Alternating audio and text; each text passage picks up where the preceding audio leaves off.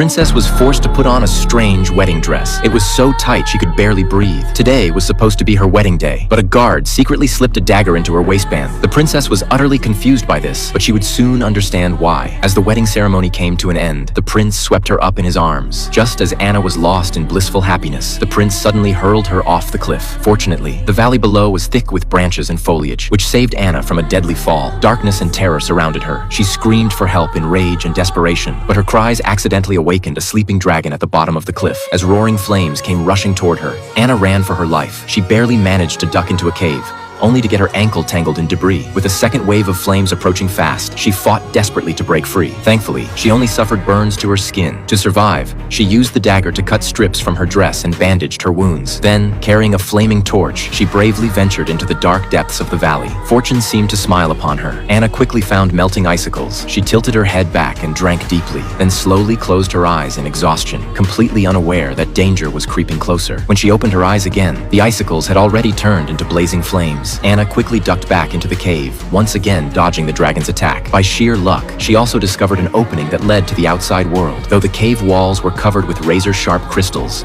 like a deadly trap waiting to spring, but driven by her will to survive, Anna tore her dress into strips, braided them into a rope, and began climbing with determination. Just when she thought she was about to escape, the dragon's roar echoed from the valley below. Startled, she lost her footing and nearly plummeted to the bottom. Fortunately, she managed to hook her crown onto a crystal, leaving her body suspended in midair. But the fragile crystal couldn't support her weight and shattered instantly. She plummeted straight down as the dragon opened its massive jaws, waiting for its prey to fall in. However, Anna didn't give up. With her last ounce of strength, she used her crown to hook onto the rock wall again. In this desperate moment, she found incredible strength within herself and climbed frantically upward, finally reaching the cave opening. But her hope was instantly crushed. Outside the opening was nothing but a sheer drop. Seeing villagers passing far below, she waved frantically and shouted for help, but they couldn't hear her at all. Instead, she only attracted the dragon's attention. The warning signs on the walls and the scattered bones nearby seemed to silently tell her there was no way out of this place. Just as Anna closed her eyes and waited for death to come, a familiar voice suddenly shattered the darkness.